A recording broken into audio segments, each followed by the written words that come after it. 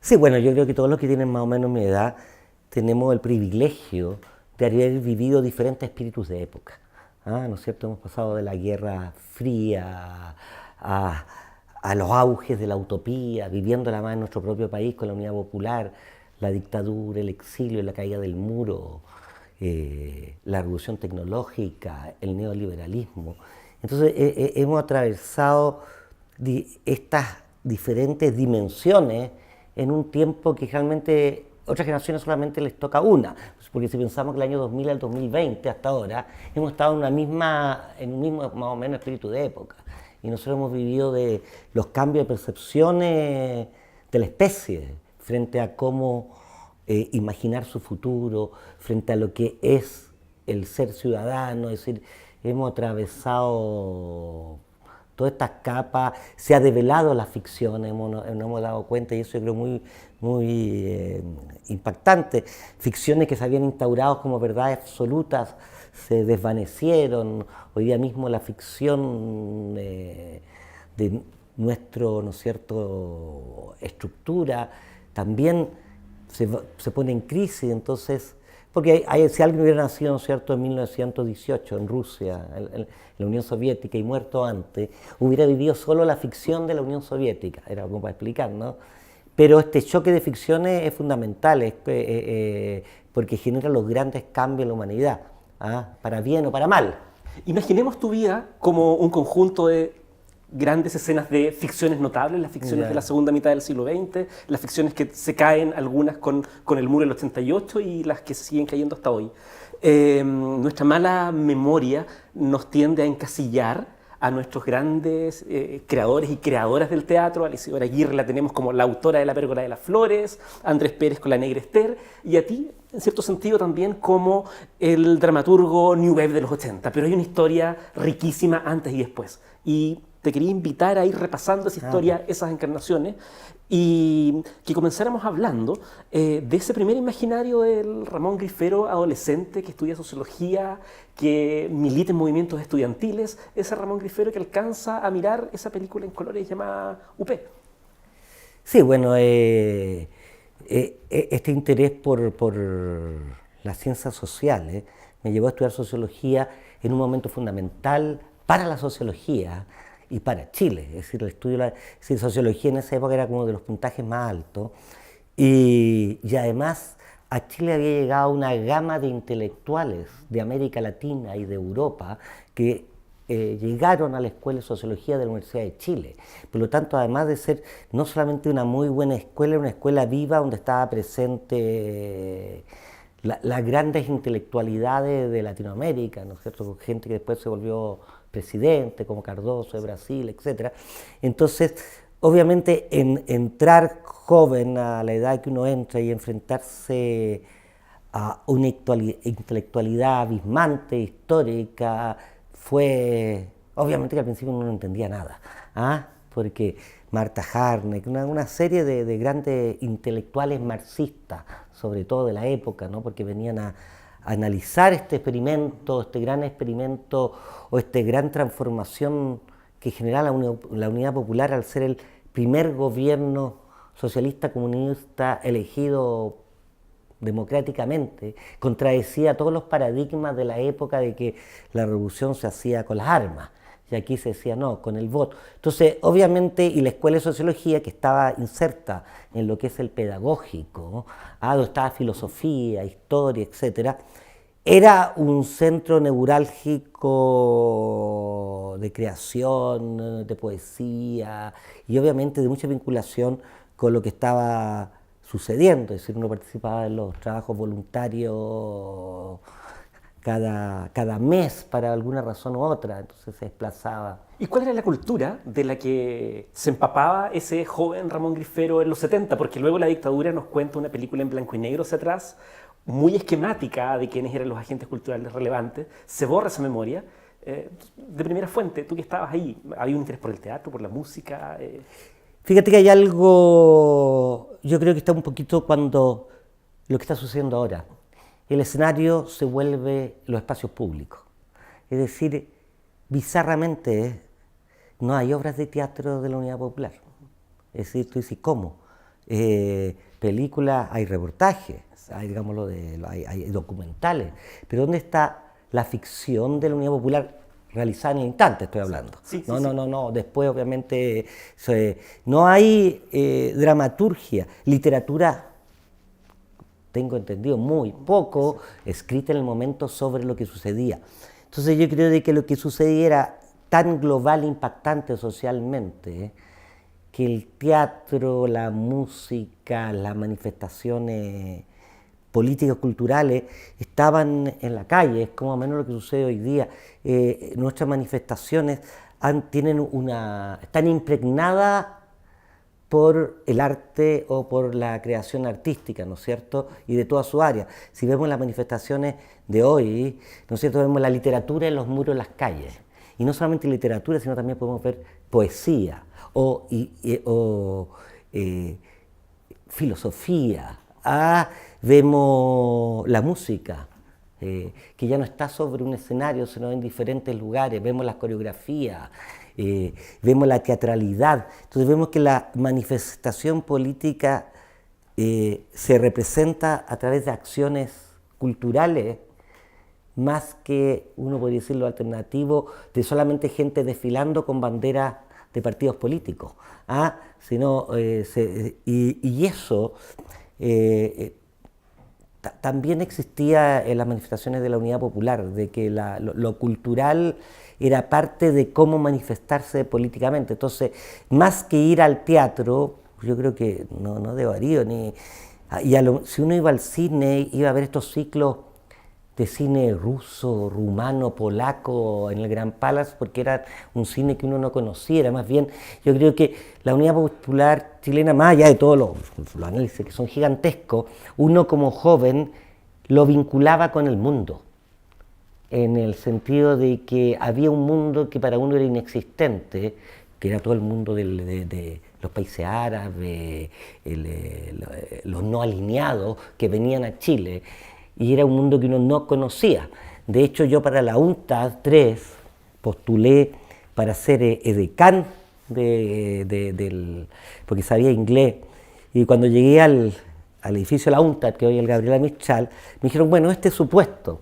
Y yo fui el ascensorista de la torre de la UNTAD, y era fascinante porque tenía que llevar a gente de la República Popular China vestida con el traje de Mao, árabes de África, de los países del este. Entonces, en cierta manera, el movimiento lo que amplió las perspectivas, las percepciones de mucha gente de la Unidad Popular fue, más allá de todo lo otro específico, pero estamos hablando como, claro, así, fue la percepción de la existencia de los otros y de otras razas y de otras culturas que nuestro Chile provinciano enclaustrado nunca había tenido la oportunidad de ver a una persona, es decir, una persona del Medio Oriente vestida de árabe era solamente en el pesebre y era de ficción. Y aquí resultaba que sí, eran de verdad, que la gente... Entonces, por decirlo un lugar, entonces, obviamente uno vive un compromiso político, una explosión, y todo el vaivén intelectual, más lo cultural, más también las acciones políticas de los trabajos voluntarios con los frentes de obreros campesinos, etc. Hay una cosa notable que tú planteas y es esta idea de mirar la historia de Chile como una gran escena teatral y pensar la UP, más allá de los análisis políticos, como una instancia que transformó a Chile en un gran escenario multicultural permeado por otros acentos, latitudes, lenguas, creencias. Se rompía la burbuja y de un minuto a otro se corre el telón y volvemos a negro y tú apareces en Inglaterra, intentando recomponer los pedazos y recordar fragmentos de esta escena multicultural que había sido brutalmente detenida. ¿Cómo se hace transición? Bueno, yo era el Frente Estudiante Revolucionario, y que era como, en cierta manera, un poco conservador dentro de los movimientos trotskistas, vanguardias organizadas del pueblo, una serie de siglas que existían, imagínate, en la Universidad de Chile, una juventud que quería ser partícipe y construir. Ahí las opciones de la utopía obviamente era construir al hombre nuevo y a la sociedad nueva, no era reformar las pensiones o la salud, que a principio uno decía, qué extraño, cuando partieron los movimientos estudiantiles, yo decía, qué bizarro que se pida que los movimientos de hoy ahora lo entiendo, sea pedir educación y no pedir como era en la generación de uno, que en realidad es el cambio del Estado que va a generar otra educación, otra salud, por lo tanto nadie se iba a preocupar de la pensión o de la salud. Porque los niveles que la utopía del siglo XX proponía eran radicales, ¿no es cierto? Es decir, el fascismo es una utopía y mira lo que sucedió, y el estalinismo era una utopía y se transforma en una sociedad mega dictatoriales, bizarras, pero más bien lo que cambiaban eran radical, es decir, de radicalidad absoluta. Entonces, obviamente, el golpe de Estado es como... Yo tenía una frase que decía que ese hecho había destruido mi primer sueño y mi última utopía. De hecho, a partir de eso, me fue imposible creer en ninguna otra utopía. Lo que finalmente la sociedad también, ¿cómo se llama?, asimiló como tal. Es decir, hoy día ya nadie acepta ninguna utopía, hay deseos, pero utopías radicales como... ¿Y qué te pasa hoy día con esa memoria cultural de esa utopía quebrada cuando estamos enfrentados a este escenario de demandas que, como tú dices, a ratos pueden parecer o entenderse como reclamos de soluciones puntuales y no necesariamente de la construcción de un nuevo sujeto? ¿Qué te pasa a ti con eso? Es que yo creo que esto un poco es una segunda caída del muro, en cierta manera. Es decir, aquí antes se preconizaba que la gente tenía que tener conciencia de clase para realizar cambios. Y una vez que tuviera la conciencia de clase, se iba a oponer a la clase dominante. Hoy día yo creo que la gran radicalidad es que hay una conciencia de la vida. Y la conciencia de la vida no es tan ideológica, y por eso es que falta, y toda la gente dice, ¿dónde está el interlocutor? Hay una conciencia de la vida en el sentido de que necesitamos y queremos un buen vivir. Y ese buen vivir ya sabemos toda la demanda. Y esa conciencia de la vida es radicalmente diferente al concepto de conciencia de clase que estaba tomado como por una fracción de la sociedad y por unos partidos. La conciencia de vida es transversal. Es decir, todos queremos vivir bien y pasarlo bien hoy, y estos jóvenes se dan cuenta que sus abuelos y sus padres no lo están pasando bien. Porque fíjate que la diferencia de perspectiva es que uno en esa época veía el futuro. Es decir, uno se apostaba al futuro, una sociedad que a lo mejor, que a mí siempre me parecía extraño, decía, pero ¿cómo? El socialismo del futuro, ¿cuándo va a ser? Es que se está en construcciones para tu hijo, para tu nieto. Y yo decía, no, pues yo lo quiero ver ahora. Pero era un poco como el cielo, algo que iba a venir. Es decir, la Unión Soviética le decía siempre a sus súbditos, el comunismo vendrá, estaba siempre en proceso. Yo creo que hoy día la cosa es que no, lo que se desea es ahora, no es algo para el mañana. Entonces, y es una juventud que no mira, por lo tanto, el futuro, sino ve el presente, en el sentido que ve a su padre, a su abuelo, a su compañero y quiere la solución hoy y no una promesa utópica del mañana. Entonces ahí hay algo radicalmente diferente con respecto a los movimientos que uno vivió en esa otra dimensión. ¿Y el Ramón Griffero de hoy día se siente convocado con ese llamado a las nuevas generaciones? ¿Lo mira con escepticismo? ¿Dónde se posiciona? No, yo creo que uno siempre se posiciona, por lo menos yo, en todo lo que genere transformaciones y cambio de perspectiva y de visiones, que es la función para mí del arte, ¿no? Es decir, para volver como a lo anterior, la gran diferencia también es que antes se preconizaba una lucha de clases, ¿no? Y hoy día esta lucha de clases es más bien entre la clase política que se constituyó como clase y los ciudadanos. Y digamos, lo visto por la encuesta, las brechas y todo lo demás. Entonces, obviamente, de despertar también lo despierta uno que ha estado un poco, de cierta manera, el modelo nos ha enclaustrado a todos en nuestros propios mundos, ¿no es cierto? Es decir, en el mundo académico, en el mundo del teatro y todo, y de repente esto nos hace volver a sentir la sensación de pertenecer a una tribu tan necesaria. Es decir, es súper necesario tener sentido de pertenencia y no ser alguien que habita solamente un lugar.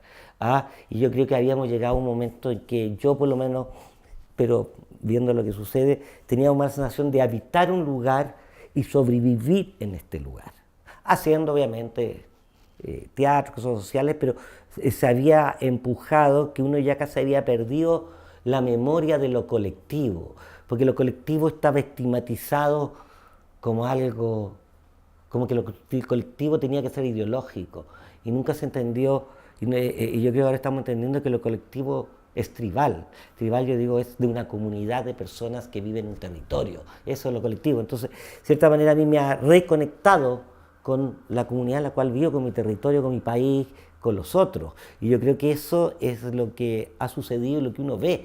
Es decir, yo pasé el Año Nuevo en la Plaza de la Dignidad. No sé, pero yo creo que nunca habrá sido tantas personas.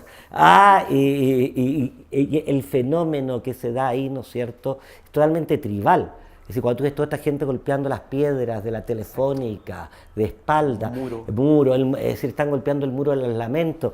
Cuando tú ves que pasan con esta estatua del Matapacos y toda la gente delira. Yo me acordé de la película, son obviamente referencia antigua, de los 10 mandamientos, claro, cuando bajaba Moisés con las leyes y la gente estaba feliz con el carnero. Entonces aquí como un poquito la misma metáfora, es decir, están las leyes acá, oye, no se toma en la calle, no se puede hacer esto, no, y está la gente ahí celebrando, ¿no es cierto?, con un símbolo icónico totémico, si uno... Hay una cuestión fascinante cuando uno te escucha, y es que, supongo será la herencia de sociólogo o el oficio de dramaturgo, que vas generando conceptos que van explicando las escenas. Hace un rato nos hablabas de la unidad popular como un escenario de un espectáculo, de un performance multicultural. Después, cuando te referías a ese estado de ensimismamiento en que nos encontrábamos, describes esta sociedad como una escena agorafóbica con un pavor al otro. Y ahora lanzas otro concepto que creo que arroja una clave importante, que es la idea de recuperar una tribu. Vamos un poco a esa escena de cuando tú comienzas a armar tus primeras tribus teatrales. Hay un pasaje de tu biografía que a mí me fascina y me intriga, que tiene que ver con ese periodo de viajes que están entre el Ramón Grifero, militante estudiantil en los 70, y el Ramón Grifero que regresa al alero del proyecto Trolley. Hay un Ramón Grifero entre medio que viaja a Sri Lanka, India, Inglaterra, que hace una carrera en Bélgica, que se reinventa. ¿Cómo te vas armando en ese deambular, en ese rancia? Bueno, a ver, el concepto de nómade lo he tenido como más o menos siempre, primero por la historia que todos tenemos, ¿no es cierto?, de los antepasados, ¿no? Es decir, mi bisabuelo español que viene al teatro a dirigir el teatro de Iquique y el director de la orquesta de Iquique, y uno siempre estaba ligado con estos movimientos primero anteriores que ya vienen en una inmigración y en un movimiento múltiple, y después mi madre se casó con un diplomático de Naciones Unidas, con su segundo marido, lo que me hizo viajar mucho. Entonces yo hice un high school en Estados Unidos, etcétera, y se viajaba, y todos los años los viajes eran a diferentes lugares de Latinoamérica o por el trabajo de mi padrastro. Entonces siempre había esta noción de viaje que obviamente se hace mucho más potente estando en Europa, y donde una de las maneras de viajar que descubrí ahí era tener un espectáculo. Yo tenía un espectáculo unipersonal y por lo tanto podía ir a cualquier plaza de Europa y siempre tenía dinero.